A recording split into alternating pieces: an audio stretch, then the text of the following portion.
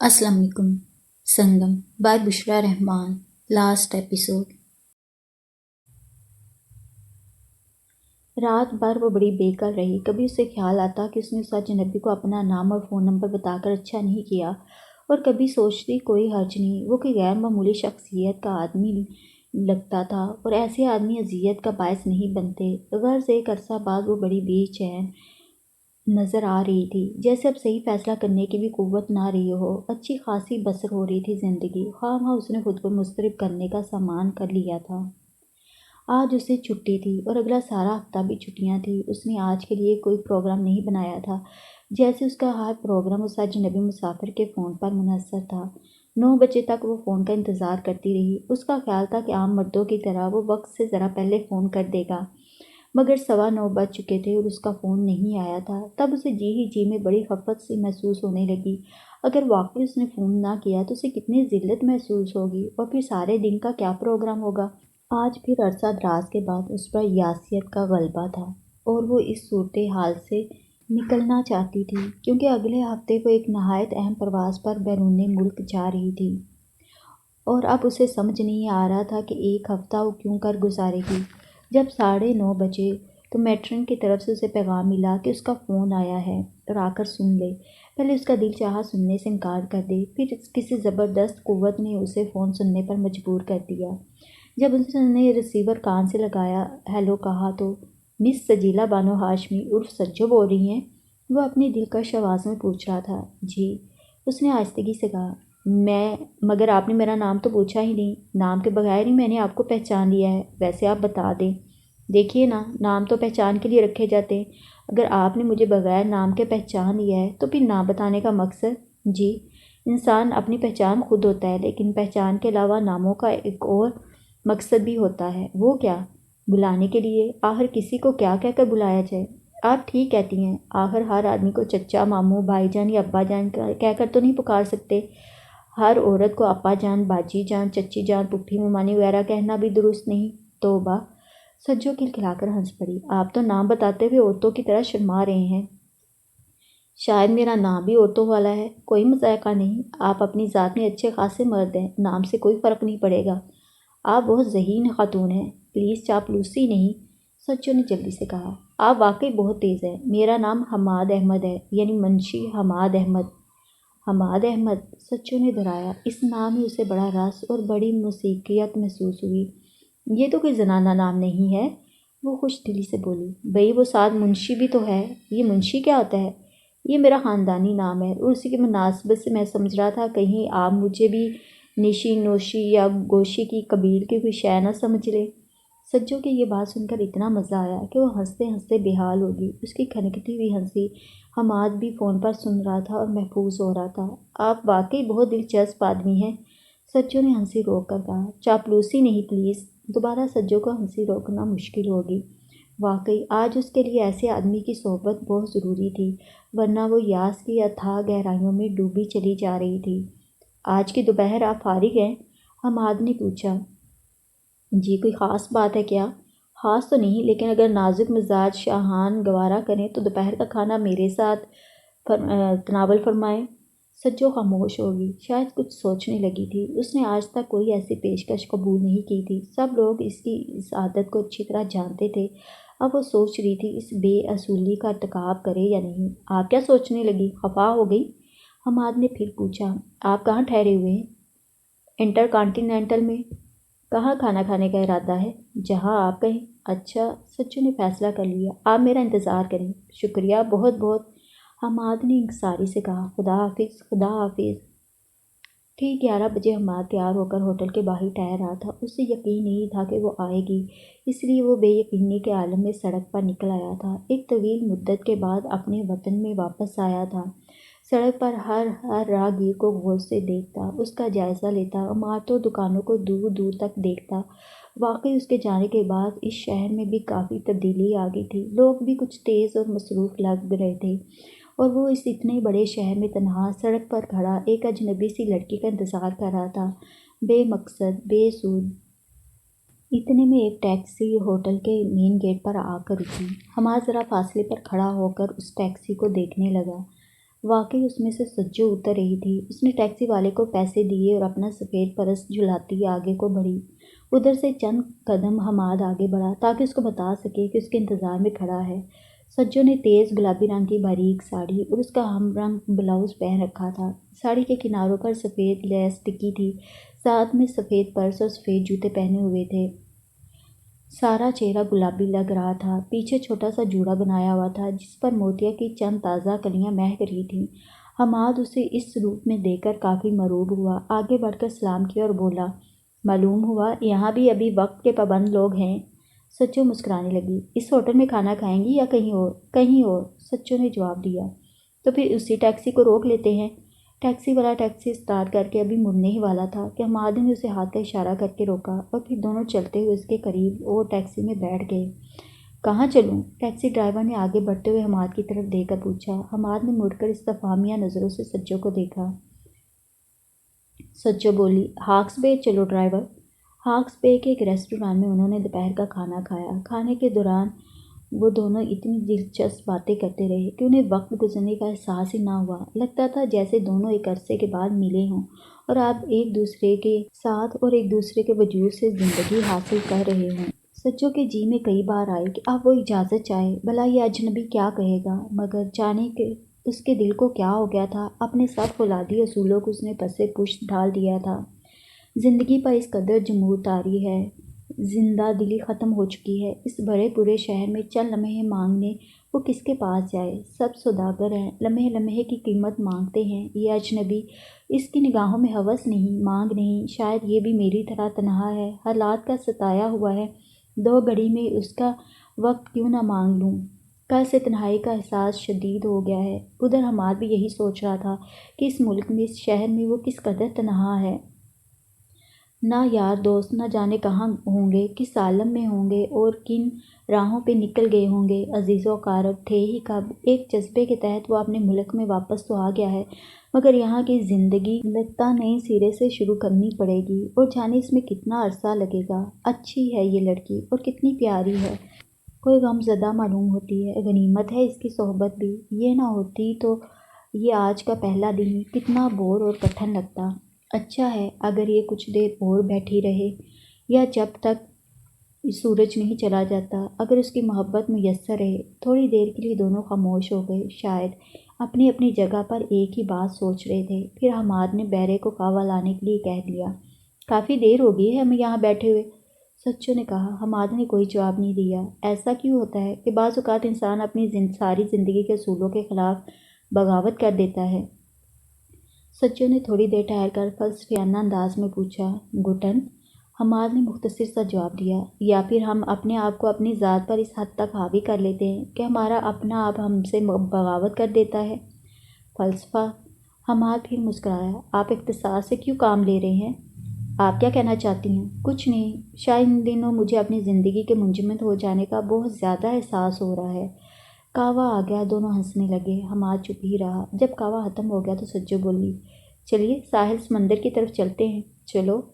دونوں کافی دیر تک سمندر کے کنارے ٹہلتے رہے، لہروں کا کھیل دیکھتے رہے اور لوگوں کی خوش فہمیوں کا جائزہ لیتے رہے، اور پھر سارا آسمان سرخ ہو گیا۔ شاید سورج نے اپنا رخت سفر باندھ لیا تھا۔ سمندر کا نظارہ بھی بدل گیا، پانی کی لہریں سرخ اور نارنجی رنگ میں نہانے لگیں۔ سچو تھک کر ایک پتھر پر بیٹھ گئی اور جوتے اتار کر اپنے پاؤں ٹھنڈے پانی کے اندر کر دیے۔ حماد اس کے سامنے ہی خشک پتھر پر بیٹھ گیا۔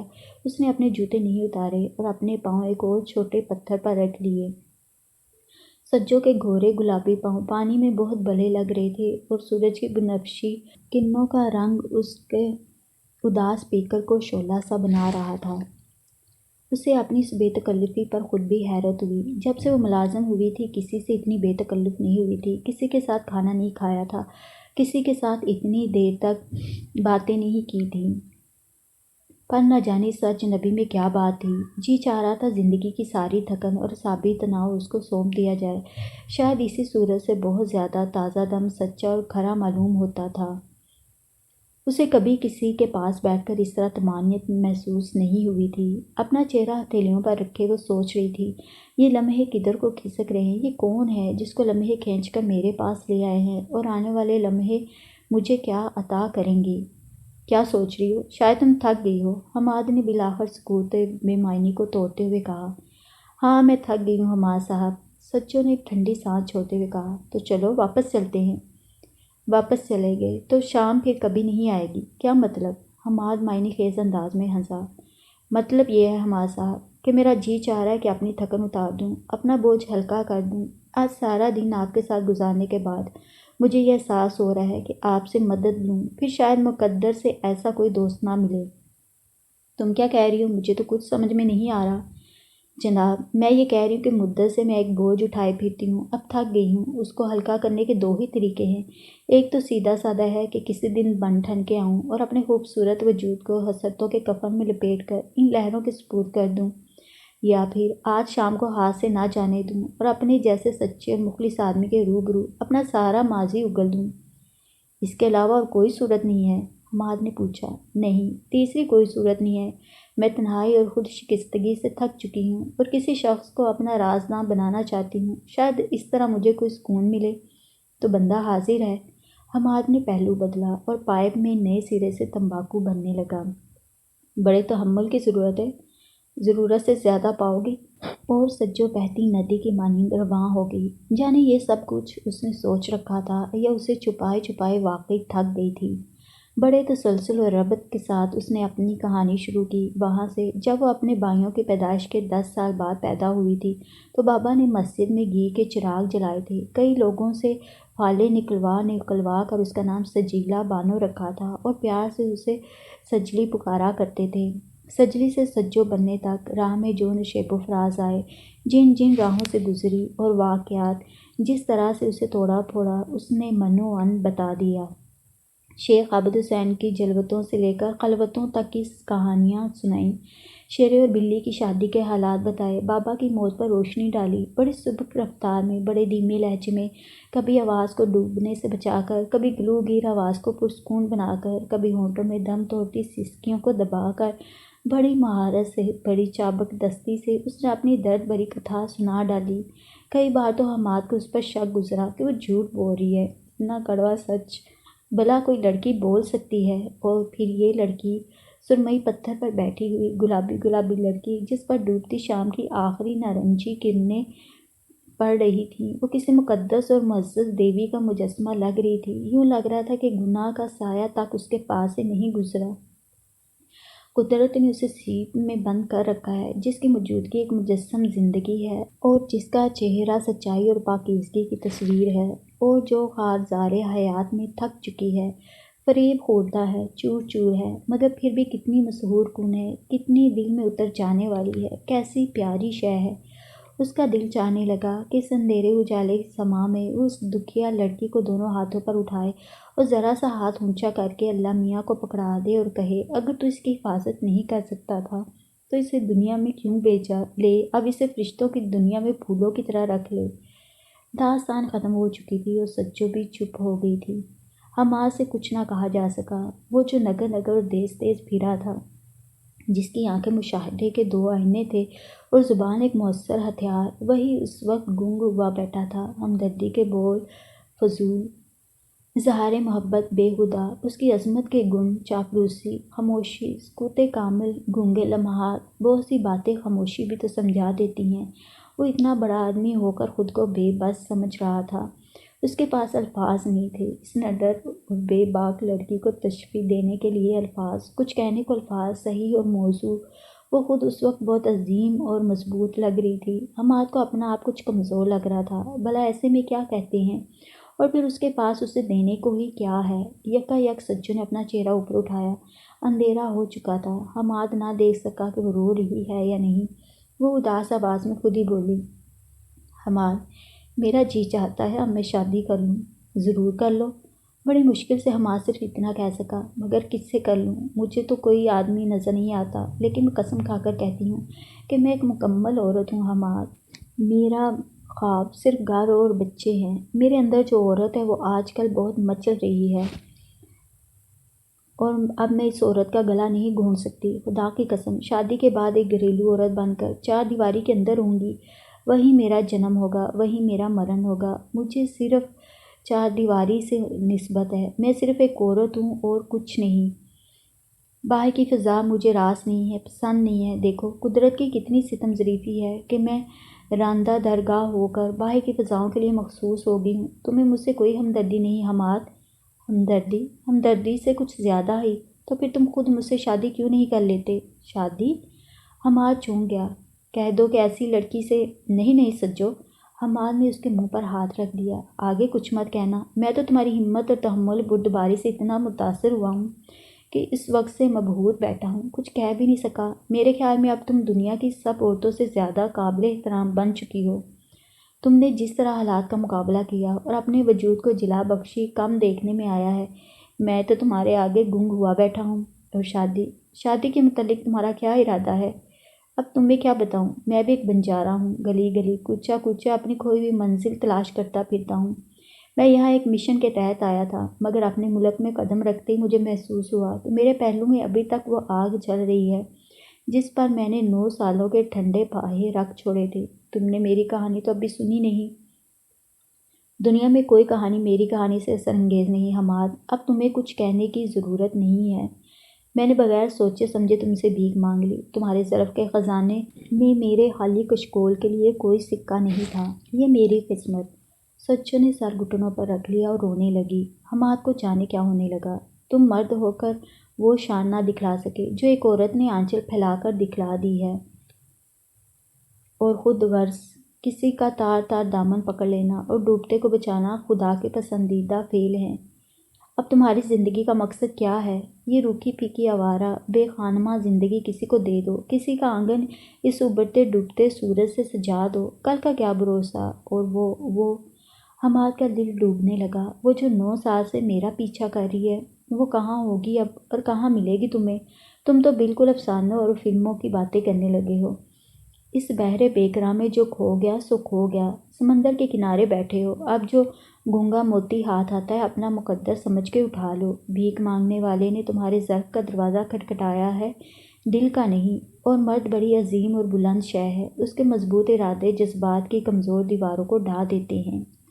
تمہاری مردانہ آن بان کا سوال ہے اور حماد نے جیسے یک بیک ایک فیصلہ کر لیا، آنکھیں بند کر کے اور جذبات کے منہ پر ہاتھ رکھ کے۔ سچو، میں تمہارے ساتھ شادی کروں گا۔ سچو نے چونکا سر اٹھایا اور پھر اپنے ٹھنڈے اور بھیگے ہاتھوں سے اس کے دونوں قدم پکڑ لیے۔ تم بہت عظیم ہو حماد، میں تمہارے قدموں کی خاک بن کر رہوں گی۔ میرے داغدار ماضی کو تم نے اپنے شاندار مستقبل میں پناہ دی ہے، میں اپنی جان تم پر نچھاور کر دوں گی۔ حماد میں جانتی ہوں میں تمہارے قابل ہرگز نہیں ہوں، ایسا نہ کہو سچو۔ حماد نے اس کو دونوں ٹھنڈے ہاتھ اپنے گرم ہاتھوں میں پکڑ لیے۔ دونوں کھڑے ہو گئے اور ایک دوسرے کا ہاتھ تھامے ٹہلنے لگے۔ دونوں پر ہی جان طاری تھا۔ سچو تو باقاعدہ کانپ رہی تھی اور حماد ایسے اچانک طوفانوں کا عادی تھا۔ زندگی نے اسے ہر قدم پر نئے حادثے اور اچنبھے عطا کیے تھے، وہ ان سے بچ کر کہاں جاتا۔ ہمیشہ کی طرح اس نے خود کو اس نئے حادثے کے سپرد کر دیا جو موت کی طرح بالکل غیر متوقع تھا۔ اور سچو رو رہی تھی، کانپ رہی تھی، تھر تھر کانپ رہی تھی۔ اتنی بڑی خوشی جس کا اس نے کبھی تصور نہیں کیا تھا اس کا مقدر بن رہی تھی، اور حماد اس کا تھر تھراتا ہوا خوبصورت ہاتھ تھامے چپ چاپ اس کے ساتھ ٹہل رہا تھا، اور وہ اسے چپ بھی نہیں کرا رہا تھا۔ اس کا خیال تھا کہ آج اس لڑکی کو جی بھر کر رو لینا چاہیے، ورنہ وہ نارمل اور پرسکون نہ ہو سکے گی۔ اچھا خاصا رو لینے کے بعد سچو واقعی پرسکون ہو گئی۔ اس نے اپنے رومال سے اپنا چہرہ صاف کر لیا، مگر حماد کا ہاتھ نہیں چھوڑا۔ اس کا ہاتھ چھوڑتے ہوئے اسے ڈر لگ رہا تھا کہیں یہ آخری آسرا بھی نہ چھن جائے۔ ان سب مایوس کن حالات کے باوجود مجھے یقین تھا کہ میں ایک نہ ایک دن بابا کی خواہش پوری کر دوں گی، انہیں دلہن بن کر دکھا دوں گی، اور یہ میری کتنی بڑی خوش نصیبی ہے حماد کہ مجھے تم جیسا آدمی مل گیا ہے۔ تم اسے چاپلوسی نہ سمجھنا حماد، تم میرے ہر تصور سے بڑھ کر عظیم اور خوبصورت ہو۔ تمہیں پتہ ہے تم ان مردوں میں سے ہو جنہیں مل کر ایک دم خدا کی عظمت اور بزرگی کا احساس ہوتا ہے، اور یہ بھی احساس ہوتا ہے کہ اللہ تعالیٰ نے مرد کو عورت پر فضیلت دی۔ مجھے عام مردوں سے مل کر ہمیشہ غصہ آتا تھا، وہ اپنے قول و فعل میں اتنے گھٹیا ثابت ہوتے ہیں کہ عورتیں ان کے سامنے بہت عظیم دکھائی دیتی ہیں۔ یہ سب تمہارے اعلیٰ کردار کی وجہ سے ہے، مگر میں تم سے یہ نہیں پوچھوں گی کہ یہ سب تم نے کیسے اور کیوں کر حاصل کیا۔ مجھے ڈر ہے کہ وہ کہانی مجھ سے بھی زیادہ اثر انگیز ہوگی اور پھر میرے امتحان کا وقت آ جائے گا۔ بس اب یہ باب نہ کھولو۔ حماد اداسی سے بولا، ہم نے جس کہانی کا آغاز کیا ہے اب اسی کی بات کریں گے۔ میں نے سن رکھا تھا کہ عظیم اور وسیع ظرف مرد جب دینے پر آتا ہے تو خدا کی طرح سخی بن جاتا ہے۔ آج تمہیں دیکھ کر اعتبار آ ہی گیا۔ مجھے معاف کر دینا حماد کہ میں تمہارے ساتھ زیادتی کر رہی ہوں، مگر حالات نے مجھے خود غرض بنا دیا ہے۔ میں تمہارے بارے میں بالکل نہیں سوچ رہی، اس وقت صرف اپنی ذات پیش نظر ہے۔ مگر میری بات پر یقین کرنا حماد، میں تمہاری بہت اچھی بیوی ثابت ہوں گی۔ تمہاری خوبصورتیوں اور خوبصورتیوں کو کلیجے میں چھپا کر رکھوں گی اور تمہیں سارا سکھ دوں گی۔ تمہارے بچوں کو خادمہ بن کر پالوں گی، تم دیکھ لینا۔ حماد اندھیرے میں ہنس پڑا اس کی معصومیت پر، مگر اس نے محسوس نہ ہونے دیا۔ حماد تم چپ کیوں ہو؟ مگر میں تمہیں بات کرنے کا موقع ہی کب دے رہی ہوں؟ میری اس خطا کو بھی معاف کر دو، کچھ دن مجھے دے دو، میں باتوں کے بوجھ سے مری جاتی ہوں۔ یہ تمام باتیں مجھے کہہ لینے دو، اپنا بوجھ ہلکا کر لینے دو۔ اس کے بعد میں ہمیشہ چپ رہا کروں گی۔ تم پسند کرو گے تو میں گھر میں بولا کروں گی، ورنہ چپ چاپ تمہارے اشاروں پر ناچتی رہوں گی ساری عمر۔ سجو تم ساری عمر جی بھر کے باتیں کرتی رہنا۔ مجھے عورتوں کی باتیں کرنے والی عادت سے چڑ نہیں ہے، اس سے گھر میں خوب رونق رہتی ہے۔ میں تو ویسے بھی کم گو آدمی ہوں۔ شکریہ حماد، سجو خوش ہو کر بولی۔ اچھا تو کب کر رہے ہو شادی؟ وہ کچھ شرما کر اور کچھ بے تابی سے پوچھ بیٹھی۔ طے کر لیں گے۔ کر لیں گے کیا مطلب؟ کل ہی کیوں نہیں؟ کل؟ اتنی جلدی؟ بھلا سب انتظام کیسے ہوگا؟ کیسا انتظام؟ ہماری کون سی بڑی برادری ہے؟ اور پھر میں تو چپ چاپ خاموشی سے شادی کرنا چاہتی ہوں۔ اگر تم شادی محض میری خوشنودی کی وجہ سے کر رہے ہو تو پلیز کل جمعہ بھی ہے اور ہمارے ہاں شادی کے لیے جمعہ کا دن مبارک سمجھا جاتا ہے، اور مجھے 1 ہفتے کی چھٹیاں بھی ہیں۔ میں یہ سب چھٹیاں تمہارے ساتھ گزارنا چاہتی ہوں۔ اس کے بعد مجھے ایک اہم فلائٹ پر جانا ہے جس کا شیڈول کافی عرصہ پہلے طے ہے، اور اس افتتاحی پرواز پر جانے کی میری اپنی بھی خواہش ہے۔ اس کے لیے غالباً میں جاؤں گی۔ وہاں سے واپس آ کر میں استعفیٰ دے دوں گی اور پھر تمہارے قدموں میں تمہارے گھر کے اندر رہا کروں گی۔ میرے آنے تک تم گھر کا بندوبست کر چھوڑنا، خواہ چھوٹا سا ہی کیوں نہ ہو۔ ہمارا اپنا ایک گھر ہونا چاہیے۔ مگر تم اس قدر خاموش کیوں ہو؟ میری کسی بات کا جواب بھی نہیں دیا۔ میں یہ سوچ رہا ہوں کل کیسے بندوبست ہوگا۔ میرے پاس تو فی الحال اتنے پیسے نہیں ہیں، باہر سے میرا سرمایہ آنے میں وقت لگے گا، اور یہاں میرا اکاؤنٹ نہیں کھل رہا۔ میرے پاس تو صرف زیادہ راہ ہے، اور گھر کی تم بالکل فکر نہ کرو۔ لاہور میں میری ایک آبائی حویلی ہے، ہم وہیں چل کر رہیں گے۔ تم پیسوں کی فکر نہ کرو، میرے پاس جو ہیں۔ مگر خدا کے لیے میری بات مان لو۔ مجھے ایسا لگ رہا ہے جیسے اب زندگی کا ایک لمحہ بھی ضائع نہیں کرنا چاہیے۔ پہلے ہی بہت سا وقت ضائع ہو چکا ہے۔ بھلا تم پہلے کیوں نہ آگے؟ حماد کو ہنسی آ گئی۔ اس نے سجو کا ہاتھ پکڑ کر چوم لیا اور بولا، جیسے تمہاری مرضی، جو تم چاہو گی اور جس طرح چاہو گی ویسے ہی ہوگا۔ حماد دیکھو نا، پیارا خدا مجھ پر کس طرح مہربان ہوا ہے۔ کیا تمہیں یقین نہیں کہ اس نے میرے سارے گناہ معاف کر دیے ہیں؟ اب فلسفہ چھوڑو، آؤ واپس چلیں، رات اتر آئی ہے۔ حماد نے اس کی کمر میں بازو ڈال دیا اور وہ سڑک کی جانب چلنے لگے۔ اگلا دن نکاح کے لیے مقرر ہوا، مگر صبح کے وقت انہوں نے شاپنگ کا پروگرام بنایا اور نکاح کے لیے شام کا وقت مقرر کیا۔ سجو سرخ جوڑا پہننا چاہتی تھی اور اتنی جلدی آرڈر پر نہیں بن سکتا تھا، اس لیے بنا بنایا سرخ جوڑا ڈھونڈنا تھا۔ دوسرے دن صبح 9 بجے اپنا بڑا سا پرس چلاتی سجو حماد کے ہوٹل میں آ گئی۔ حماد پہلے ہی تیار تھا۔ دونوں نے ایک ٹیکسی روکی اور اس میں بیٹھ کر صدر بازار کی طرف روانہ ہو گئے۔ حماد کے گلے میں ایک بیش قیمت کیمرہ لٹک رہا تھا اور ہاتھ میں اس نے ایک اعلیٰ قسم کا ریکارڈ پلیئر اور ٹیپ ریکارڈر تھام رکھا تھا۔ ایک دکان کے آگے حماد نے ٹیکسی رکوائی۔ سجو کو انتظار کرنے کا کہہ کر وہ اندر چلا گیا۔ تقریباً 1 گھنٹہ وہ دکان میں رہا اور سجو ٹیکسی میں بیٹھی پہلو پہ پہلو بدلتی رہی۔ حماد جب دکان سے باہر نکلا تو اس کے پاس کیمرہ اور ٹیپ ریکارڈر نہیں تھے، مگر اس کی جیب بھاری لگ رہی تھی۔ ٹیکسی چلی تو سجو نے کہا، یہ کیا کیا تم نے حماد؟ اگر ان چیزوں کو بیچنا ہی تھا تو مجھے بتاتے، میں اچھا سودا کروا دیتی۔ میرے پاس تو ضرورت مندوں کی فہرست ہوتی ہے، یوں ہونے پونے میں اتنی قیمتی اشیاء دے آئے۔ اب تم خاموش بیٹھی رہو، مرد اپنے معاملے ہمیشہ خود طے کرتے ہیں، اور آج ہماری شادی ہے اور تم آج بھی خاموش نہیں رہ سکتی، مشورہ پہ مشورہ دیے جا رہی ہو۔ حماد نے بڑی خوش دلی سے کہا، پہلی بار سجو ذرا سا شرمائی اور پھر واقعی چپ ہوگی کہ کہیں حماد برا نہ مان جائے۔ حالانکہ آتے ہی اس نے بینک سے اپنی ساری جمع شدہ رقم نکلوا لی تھی، اس وقت اس کے پرس میں تھی، مگر وہ حماد سے کچھ بھی نہ کہہ سکی۔ وہ جانتی تھی کہ حماد کس قسم کا آدمی ہے، اتنا بڑا اصرار کرنے والا آدمی اتنی ذرا سی بات پر بگڑ سکتا ہے۔ عورتوں پہ بڑے احسان کرنے والے مرد ان کے چھوٹے چھوٹے احسان نہیں لیتے۔ سجو کو اس کی یہ ادا بہت پسند آئی، مگر وہ دم سادے بیٹھی رہی۔ آنے والی رات اس کی زندگی میں انوکھی خوشیاں لے آئی تھی اور وہ طرح طرح کے وسوسوں میں اسیر تھی۔ ذرا سی بدمزگی بھی پیدا کرنا نہیں چاہتی تھی پل نہ بیتے اور رات آ جائے، وہ رات جو جنم جنم سے اس کے تصور میں بسی تھی۔ اس رات نے اس کو پرانی سجو لوٹانی تھی۔ بہرحال اپنے آپ کو بڑے وقار سے سنبھالے وہ اس کے ساتھ شاپنگ کرتی رہی۔ بڑی مشکل سے سجو کا پسندیدہ کم خواب کا غرارہ سوٹ ملا۔ اس کے ساتھ اس نے نورتن کا طلائی سیٹ خریدا، سوٹ کے ساتھ میچ کرتا ہوا پرس اور جوتا لیا۔ وہیں بازار میں انہیں دوپہر ہو گئی تو انہوں نے چائنیز ریسٹورنٹ میں کھانا کھایا۔ وہیں سے سجو نے ایک بیوٹی سیلون کو فون کر کے اس سے 4 بجے کا وقت لے لیا، کیونکہ وہ اتنی مضطرب تھی کہ میک اپ وغیرہ نہ کر سکتی تھی۔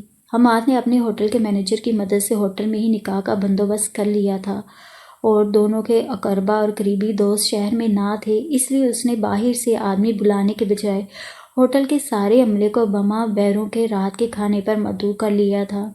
اس کی اس جدت کو بھی سجو نے بنظر احسن دیکھا تھا۔ شام بخیر و خوبی گزر گئی۔ سجو اپنی تمام تر حشر سامانیوں کے ساتھ نئی نویلی دلہن بن کر آئی تھی۔ نکاح میں گواہ بھی ہوٹل ہی کی جانب سے پیش ہوئے۔ بڑی خوبصورت اور گھریلو سی تقریب لگ رہی تھی۔ ہر کوئی خوش ہو کر ان دونوں کو مبارکباد دے رہا تھا، اور پھولوں کے اتنے بے شمار تحفے انہیں موصول ہوئے کہ ان سے اٹھانا مشکل ہو گئے۔ حماد بھی اپنے قیمتی سیاہ سوٹ میں بہت وجیح اور پروقار لگ رہا تھا۔ آج رات کے لیے انہوں نے ہاکس بے پر ایک ہٹ کرائے پر لی تھی۔ یہ سجو کی تجویز تھی، کیونکہ وہ اپنی سہاگ رات اس سمندر کے دامن میں گزارنا چاہتی تھی جس کے ساحل پر بیٹھ کر حماد نے اس کا ہاتھ تھاما تھا، اور حماد بے چونو چرا اس کی ہر خواہش پر سر جھکاتا چلا جا رہا تھا۔ اور وہ رات ایسے معلوم دیتا تھا جیسے آج رات سجو نے کبھی نہ سونے اور کبھی نہ چپ رہنے کی قسم کھائی ہے۔ جو کردار اس رات سجو کو ادا کرنا چاہیے تھا وہ حماد کو کرنا پڑا۔ وہ ایک سچے عاشق کی طرح اپنا بے گناہ پیار حماد پر نچھاور کر رہی تھی، اور حماد کو اتنی عمر گزر جانے کے باوجود پہلی بار احساس ہو رہا تھا کہ عورت محبت کے معاملے میں بحر بے کراں ہوتی ہے۔ کتنے ہی سمندر اس کی محبت کی وسعت میں سما سکتے ہیں۔ جاگیں تمام رات جگائیں تمام رات کی وہ مکمل تفسیر بنی ہوئی تھی۔ اس قدر امنگ تھی اس کے اندر، اتنی حدت تھی اس کے شعلہ نما پیکر میں، اتنی توانائی اور رہنائی تھی اس کے وجود میں کہ حماد حیرت زدہ سا رہ گیا۔ اس نے حماد سے خوب باتیں کی۔ سارا وقت حماد کو اس مابع صفت لڑکی پر ترس آتا رہا، اور وہ سوچتا رہا، میں جو پاؤں چلتا زندگی کا فاصلہ طے کرتا ہوں، خدا جانے اس دوڑ میں اس کا ساتھ بھی دے سکوں گا یا نہیں۔ کس قدر قرب، کس قدر بیکل، کتنی سمابی ہے یہ لڑکی، کبھی شعلہ، کبھی شبنم، کبھی آگ، کبھی آنسو، کبھی محبوبہ، کبھی ماں، کبھی ایک فریب خوردہ سی معصوم بچی۔ حماد کے لیے وہ رات ایک عجیب رات تھی، جبکہ سجو کے لیے وہ رات اپنی تمام تر خوبصورتیوں کے ساتھ زندگی کی انوکھی نرالی سہاگ رات تھی۔ تمام شب وہ جاگتے رہے، بلکہ سجو نے حماد کو بھی جگائے رکھا اور اپنی گزشتہ زندگی کی بے شمار باتیں کی۔ اور اب صبح کے 10 بج رہے تھے اور وہ تھک ہار کر اس کے بازوں میں سو رہی تھی۔ اسے اس ذہین اور پیاری سی لڑکی کے ساتھ ہمدردی سی محسوس ہو رہی تھی۔ ابھی اس کی آنکھ کھلی تھی اور وہ گزری ہوئی رات کے متعلق سوچ رہا تھا۔ سب کچھ ہونے کے باوجود یہ سب انہونا سا لگ رہا تھا۔ اس نے تو کبھی تصور تک نہیں کیا تھا کہ اس طرح اتنی جلدی وہ کسی لڑکی سے شادی کر لے گا۔ زندگی میں اسے اور بھی بہت سی لڑکیاں ملیں، انہوں نے اسے پسند کیا تھا، چاہا تھا، مگر شادی کے نام پر وہ ہمیشہ دور بھاگتا رہا۔ کیوں؟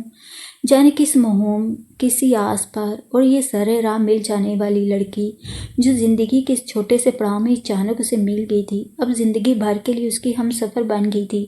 جانے اس لڑکی میں کیا بات تھی کہ وہ انکار کر ہی نہ سکا، یا اس کا زخمی وجود توڑنے کی اس میں ہمت نہیں رہی تھی۔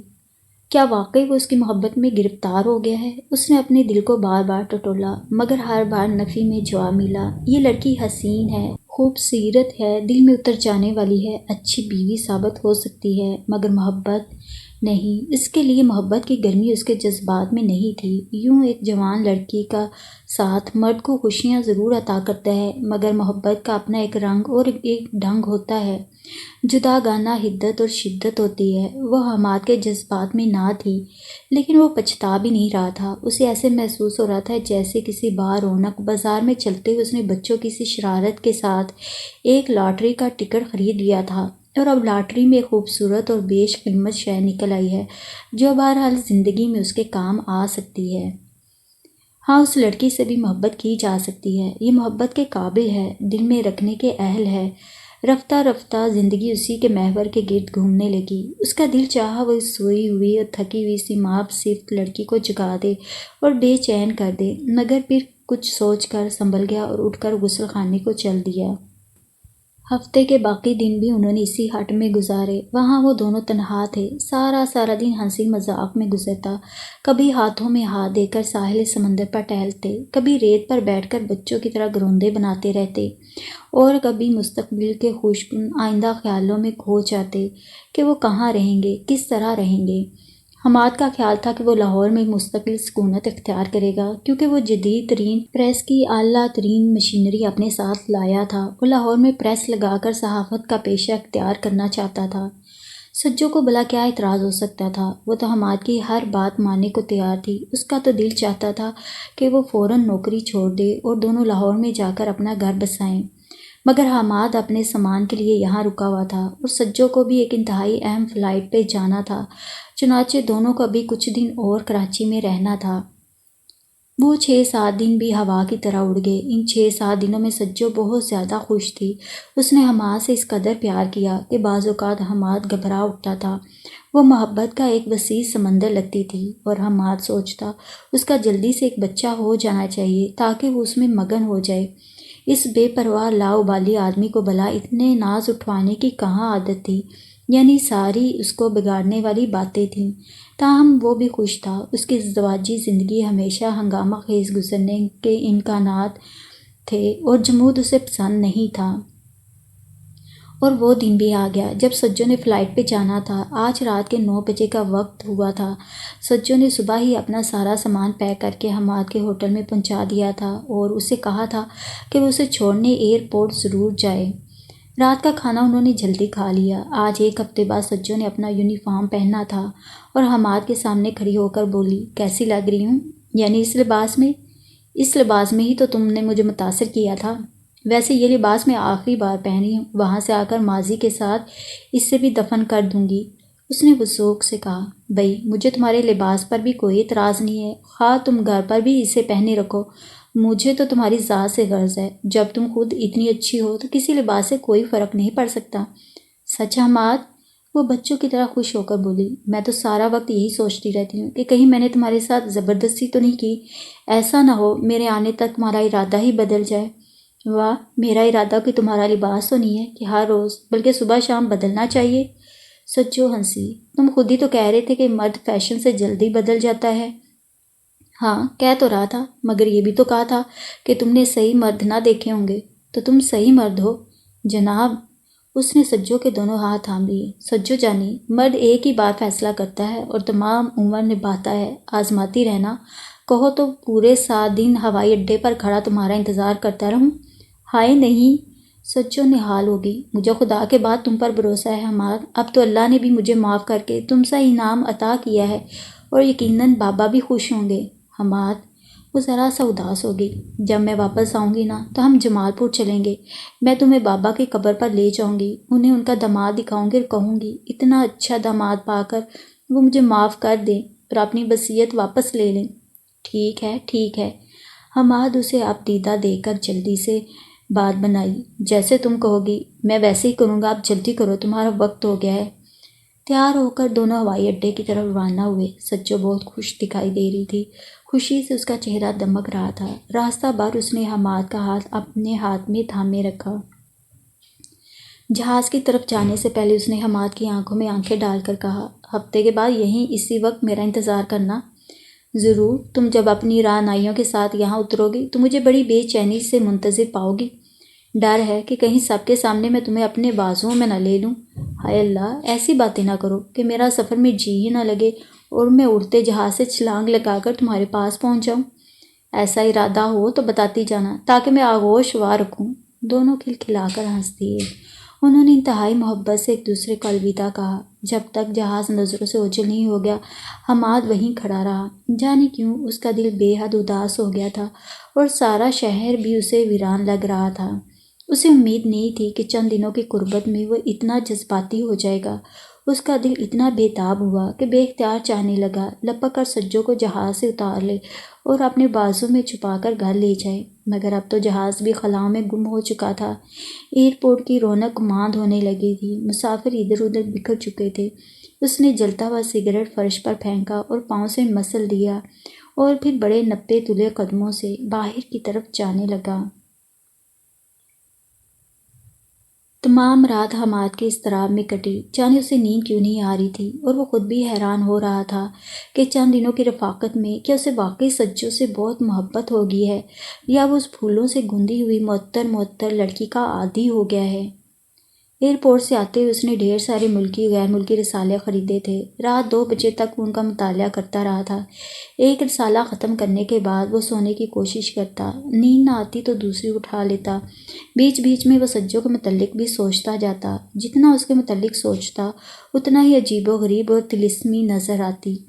وہ اس کا بے تکان باتیں کرنے کا انداز، بچوں کی طرح ذرا ذرا سی بات پر خوش ہو جانے کی ادا، پھر حماد سے محبت کرنے کا انداز، اسے سلانے کا طریقہ، اٹھانے کا طریقہ، اس کے سب چھوٹے چھوٹے کام وہ بڑے چاؤ سے اپنے ہاتھوں سے کرتی، اس کے منع کرنے یا ٹوک دینے پر جذباتی ہو جاتی۔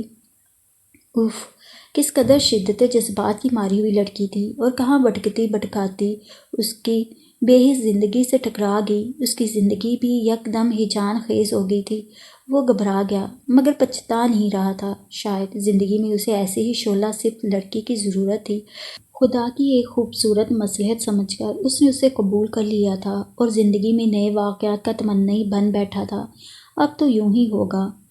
2 الگ الگ مزاج کے افراد ریشمی ڈوری میں باندھ دیے جائیں اور وہ ایک دوسرے سے محبت کرتے ہوں یا عزت نفس کو زندہ رکھنے میں یقین رکھتے ہوں تو پھر زندگی میں ٹھہراؤ رہتا ہی نہیں۔ ہاں، غیر متوقع واقعات کا رونما ہونا ضروری ہو جاتا ہے۔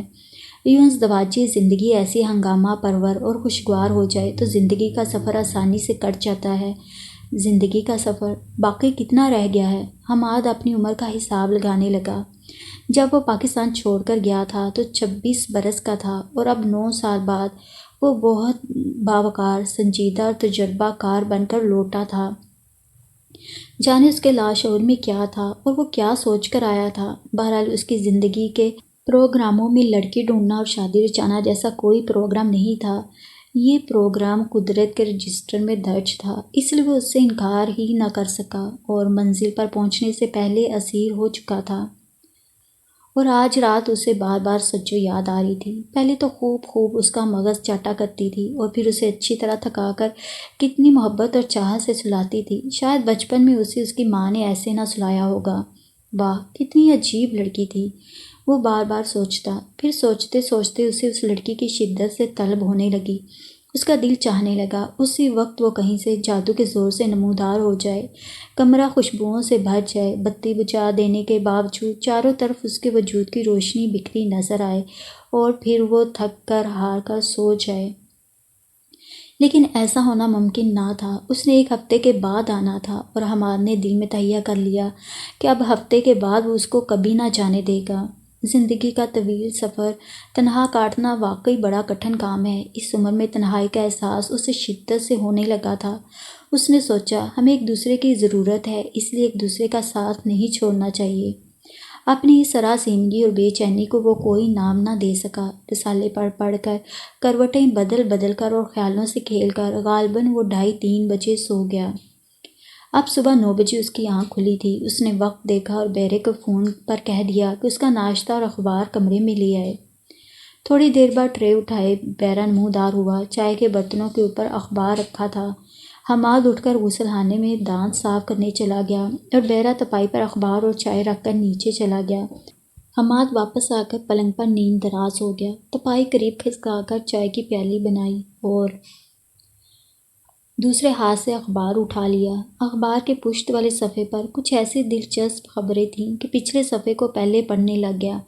چائے کی پیالی خالی کر کے اس نے میز پر رکھ دی، سگریٹ کی ڈبیاں نکال کر ایک سگریٹ سلگایا، اسے منہ میں رکھا اور اٹھ کر بیٹھ گیا تاکہ شروع صفحے سے سارا اخبار تسلی سے دیکھ سکے۔ اس نے اخبار کو سیدھا کیا، سیاہ حاشیہ اور موٹی موٹی سرخیاں۔ پہلے تو خبر پڑھ کر وہ کچھ سمجھا ہی نہیں، پھر اس نے دوبارہ اس خبر کو پڑھا، سہ بارہ پڑھا۔ اوفو، یہ کیا ہو گیا؟ اس جہاز کو حادثہ پیش آ گیا تھا جس میں سجو گئی تھی۔ حماد کو کچھ بھی سمجھ نہ آ رہی تھی، کس کو بلائے، کس سے پوچھے۔ اخبار میں اگرچہ خبر تھی مگر حادثے میں ہلاک ہونے والوں کے نام نہیں تھے۔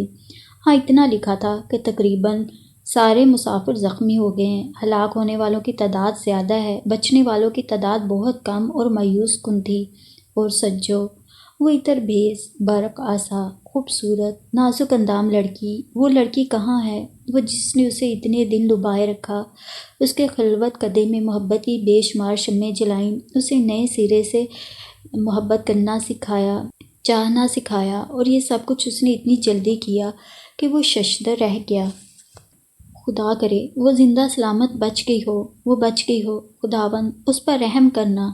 اس نے گھبراہٹ میں سلیپر پہنے، کمرے میں بے چینی سے دو چار چکے لگائے اور پھر جلدی سے ایئرپورٹ فون کرنے لگا۔ اس نے پس مردہ لہجے میں حادثے کے بارے میں دریافت کیا۔ ابھی تک کوئی تازہ اطلاع نہیں آئی تھی۔ انہوں نے وہی خبر بتائی جو اخبار میں آئی تھی۔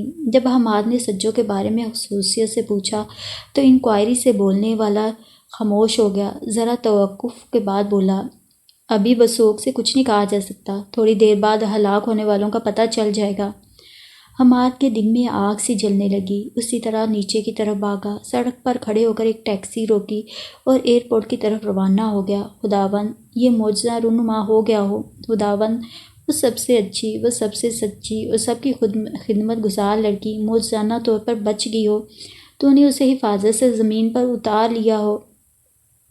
تمام راستہ وہ دعائیں مانگتا آیا۔ جب ایئرپورٹ پہنچا تو وہاں کوہرام مچا ہوا تھا۔ مسافروں کے عزیز و اقارب روتے کراہتے ہوئے تفصیلات معلوم کرنے کے لیے ادھر ادھر دوڑ رہے تھے۔ کوئی دھاڑیں مار مار کر رو رہا تھا اور کوئی خدا سے فریاد کر رہا تھا، اور وہ انکوائری کی جانب بڑھا۔ اب تک غالباً ہلاک ہونے والوں کی فہرست آ چکی تھی، اس میں سر فہرست سجو کا نام تھا۔ سجو، پیاری سجو، او خدا، اچھے خدا، میں اس طرف سے تجھے پکڑانا نہیں چاہتا تھا، میں تو اسے تیری حفاظت میں دینا چاہتا تھا، مگر تو نے خود اسے میری تحویل میں دے دیا تھا، پھر اس طرح بادلوں کے درمیان سے ہی اسے یوں اچک لیا۔ او خدا! اس فرشتہ صفت لڑکے کو حماد کے علاوہ کوئی پوچھنے نہیں آیا تھا۔ حماد جو سفر کی آخری منزلوں میں اچانک اس کا ہم سفر بن گیا تھا اور زبردستی اس نے اسے اپنا بنا لیا تھا، جیسے بس یہی ایک کام کرنا اس کے لیے رہ گیا تھا اور کسی کو اس کا انتظار نہیں تھا۔ اس کے اپنے سب اس سے کوسوں دور تھے اور حماد کو، پرسکون رواں دواں رہنے والے حماد کو چند دنوں کی قربت بخش کر وہ درد کے ایک بوجھل سمندر میں پھینک گئی تھی۔ انتظار لا حاصل تھا، وہ اسے ہنستے مسکراتے ہوئے چکمہ دے گئی تھی، حماد کو اپنی شوفتہ گری سے پاگل کر گئی تھی۔ سجو، تجھے بابا کے پاس جانے کی جلدی تھی، او بابا کی سجلی، انہیں داغے دل دکھانے کی جلدی تھی، تو کہاں چلی گئی؟ تیرے ہاتھ لہو رنگ تو ہے مگر یہ مہندی کا رنگ نہیں۔ سجلی، تیری لال چنریاں تھامے ماں اب تک تیرے پلٹ آنے کا انتظار کر رہی تھی، اور بابا گوڑی والے کی باگ پکڑے تیرا منتظر ہے، اور تو کہاں چلی گئی؟ اجنبی دیس کی قہر آلود فضاؤں نے تیرا تن ریزہ ریزہ کر دیا۔ اے سہیلیوں کی دلاری سجو، تو اجنبی سرزمین میں بکھر کر ذرہ ذرہ ہو گئی، تیرے من کا نازک شیشہ کس طرح چور چور کیا تھا۔ پگلی، تو خود پتھروں کے اس دیس میں کانچ کی نازک سی گڑیا تھی، تیرا من کرچی کرچی، تیرا تن کرچی کرچی ہوا۔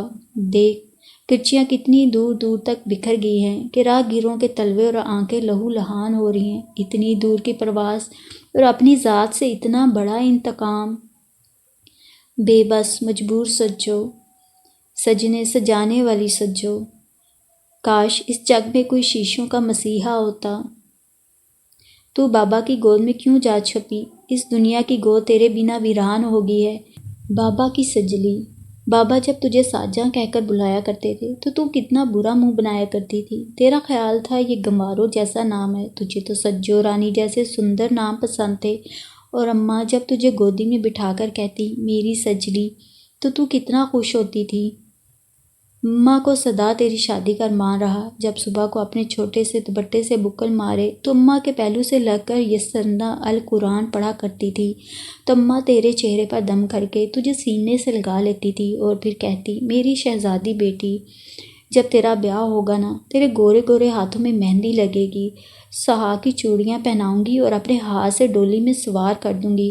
تو سجلی شرما کر اپنا گورا گورا مکھڑا اپنے آنچل میں چھپا لیتی تھی۔ سجلی، تیری ماں کو تو تیرے بیاہ کا بڑا چاؤ تھا، تو نے اسے بھی یہ خوشخبری نہ سنائی۔ سجلی، تیرا سوہا جوڑا کہاں ہے؟ تیری ڈولی کدھر ہے؟ سجو، چند راتوں کی دلہن